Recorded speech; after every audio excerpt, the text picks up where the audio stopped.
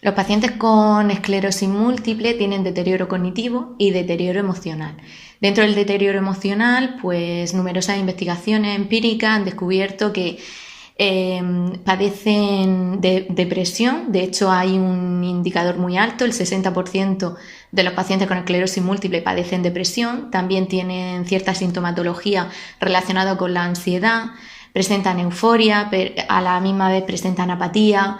Presentan trastornos de la autoimagen, especialmente para en aquellos pacientes con esclerosis múltiple que han tenido problemas de movilidad, ¿no? O que tienen problemas de movilidad desde la enfermedad. Además, presentan una gran ignorancia de la enfermedad, evitan hablar de ella, sobre todo en los primeros estadios o en las primeras fases.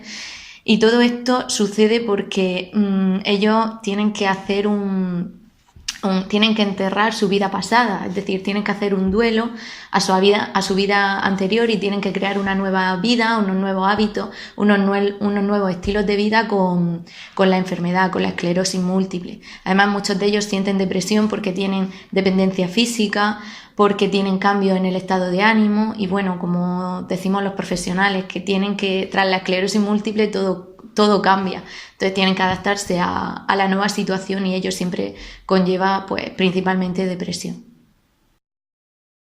El estrés es una respuesta psicológica y fisiológica que vivimos la mayoría de las personas. Se ha visto que el estrés influye y disminuye la capacidad cognitiva y que está estrechamente relacionada con la esclerosis múltiple. ¿Cómo está relacionada? Pues numerosas investigaciones han observado que haber padecido un evento estresante, como puede ser un trauma infantil, la pérdida de un hijo, estar sometido a estrés laboral severo, estar diagnosticado un trastorno bipolar o tener depresión, te puede llevar a un diagnóstico precoz de la esclerosis múltiple. Estudios más recientes con animales han observado además que los animales que tenían mayores niveles de cortisol, que es la hormona del estrés, desarrollaban la enfermedad antes que aquellos animales que tenían niveles bajos de cortisol. Esto no quiere decir que las personas con mayores índices de estrés vayan a ser diagnosticadas por causa y efecto de la esclerosis múltiple. Lo que quiere decir, lo que se ha concluido es que las personas que tienen un estilo de vida más estresante tienen más probabilidades de tener un diagnóstico de esclerosis múltiple que aquellas personas que tienen un estilo de vida pues, más tranquilo o más relajado. Se ha visto que en España hay 7 millones de cuidadores de pacientes con esclerosis múltiple. La mayoría de los cuidadores son familiares.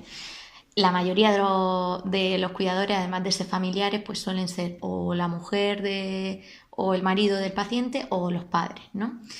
Se ha visto que los cuidadores de las personas o los familiares de las personas con esclerosis múltiple padecen 4 trastornos básicos que se les denomina trastornos asociados a la esclerosis múltiple, como son la ansiedad, la carga emocional que sienten con respecto a la dependencia física y psicológica que tiene el paciente de esclerosis múltiple o su familiar con ellos. Además padecen estrés y padecen depresión. De hecho, muchos familiares de pacientes con esclerosis múltiple deben acudir o acuden al psicólogo clínico, sobre todo en las primeras etapas del diagnóstico, porque ocurre que evitan el diagnóstico de la enfermedad, tienen una fase de negación con respecto a la enfermedad de su familiar y de negación también de su nueva vida. Ellos de repente pasan de ser un familiar a ser un cuidador de una persona con dependencia física y psicológica. Por tanto, todas las investigaciones apuntan a que padecen ansiedad, carga emocional, estrés y depresión. El psicólogo clínico juega un papel fundamental en el tratamiento del paciente con esclerosis múltiple, especialmente porque si el psicólogo clínico es capaz de trabajar y de promover menos ansiedad, menos apatía, menos depresión en el paciente con esclerosis múltiple, mejorará la calidad de vida, el estado emocional del paciente y por tanto también mejorarán sus síntomas cognitivos. Por otra parte, el rol del psicólogo clínico en el cuidador también es fundamental. Yo considero que al menos una vez al mes el cuidador debe de acudir al psicólogo clínico para hacer un desahogo emocional, para descargar aquellos pensamientos y aquellas actitudes negativas que le produce la enfermedad y que le produce incluso el estado nuevo, tanto psicológico como cognitivo, que tiene su paciente o su familiar con esclerosis múltiple. La pauta fundamental es que tengan tiempo para ello. Muchas veces viene la enfermedad y nos hacemos dependientes con el familiar que tiene la esclerosis múltiple y nos olvidamos de nuestra vida personal e individual. Entonces, mi consejo es que al menos 1 o 2 horas semanales las dediquen a sí mismos, a practicar deporte, a practicar nuevos hobbies, nuevas aficiones, técnicas de relajación, técnicas de autoconocimiento. Otra pauta importante es que entiendan la enfermedad. Muchas veces rechazamos la enfermedad o la negamos porque no conocemos la esclerosis múltiple, porque no la entendemos. Entonces, cuanto más sepas de la enfermedad, más cercano vas a estar a tu familiar diagnosticado de la misma. Y luego, por último, y muy importante, que lleven un afrontamiento proactivo con respecto a la enfermedad.